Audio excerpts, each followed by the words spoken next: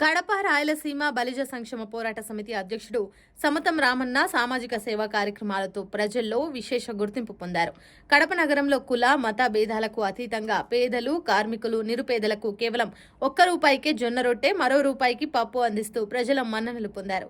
సామాజిక సేవనే లక్ష్యంగా ముందుకు సాగుతున్న సమతం రాము గత 3 దశాబ్దాలుగా బలిజ, కాపు వర్గాల సంక్షేమం కోసం నిరంతరం కృషి చేస్తున్నారు.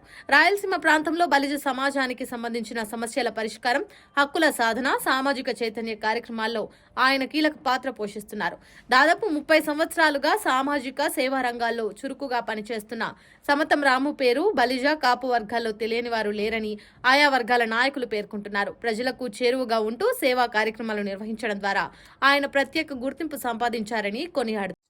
కులమతాలకు అతీతంగా ₹1 జొన్న రొట్టె, ₹1 పప్పు కడపలో పెట్టి ఎక్కడికి పోయినా అతని పేరు రామన్నగా పేరుగాంచిన సమతం రాము గారు మనతో పాటు ఉన్నారు.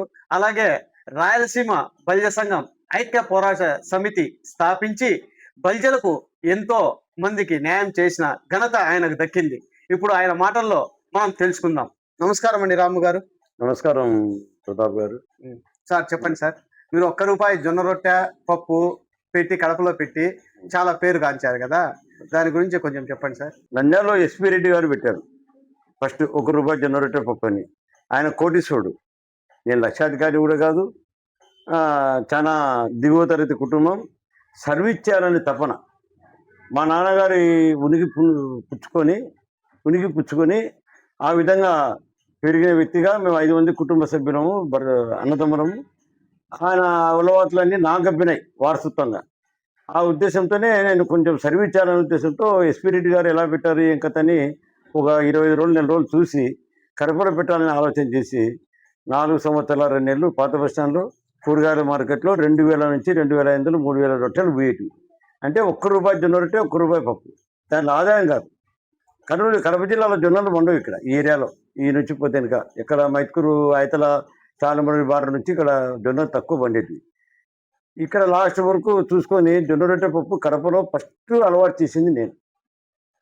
షుగర్ పేషెంట్లు పొద్దున్నే షాప్ 7 గంటలకే రొట్టెలు పెడితే పేషెంట్ అంతా వాకింగ్లు పోయేసి ఒక 40-50 మంది ఉండేవారు రొట్టె తినే దానికోసమే.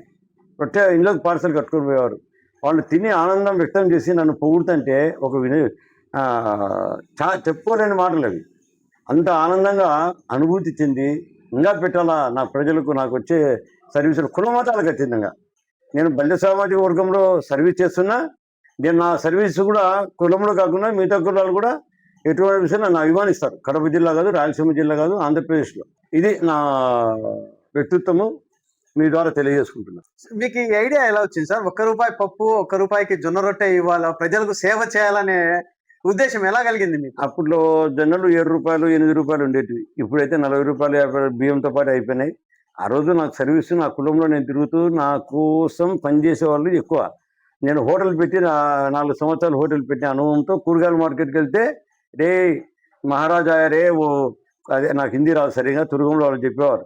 ఏమని అన్ని కూరగాయలు రొట్టె పప్పు పెట్టరా, సర్వీస్ చేస్తారు అన్న అని చెప్పి మార్కెట్లో ముస్లిమ్స్లైనా ఒక అన్నదమ్ముల మాదిరి నాకు కూరగాయలు తక్కువకి ఇచ్చేవారు.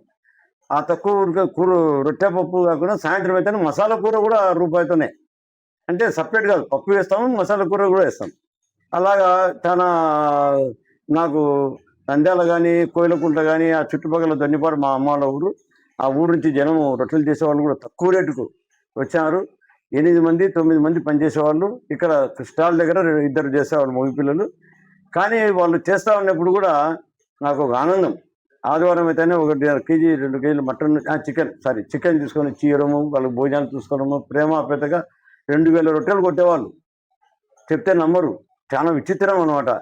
ఇక్కడ కడపలో ఉండే ఆఫీసర్స్ కూడా మా భార్యలు రొట్టెలు తేమంటే చేయనికి రాదన్నా ఎలా చేస్తారంటే ఒక 40-50 మందికి నేర్పించింటాం. పొద్దున వస్తారు, వాళ్ళ భర్తలు ఇడిచిపెట్టిపోతారు ఆఫీస్కి పోయినప్పుడు, సాయంత్రం 5:30కి పిలుచుకొని వెళ్ళేవారు. అలాగా కొంతమంది కూడా 50-60 మంది ఆఫీసర్లు కానీ ఎవరన్నా ప్రేమగా చేసుకోవాలనుకునే వాళ్ళు కూడా మా సెంటర్కి వచ్చి చేసుకొని వెళ్ళిపోయేవారు. నాకు అందరూ సహకరించారు. నా కుల సంఘం కాకుండా రెడ్డి సామాజిక రైతులు కూడా నాకు లారీ లోడ్ పంపించేవారు. తక్కువ రేటు, బయట మార్కెట్ కన్నా తక్కువ రేటుకు పంపించేవారు. అలాగా నేను గెటాన్ కాగలిగిన.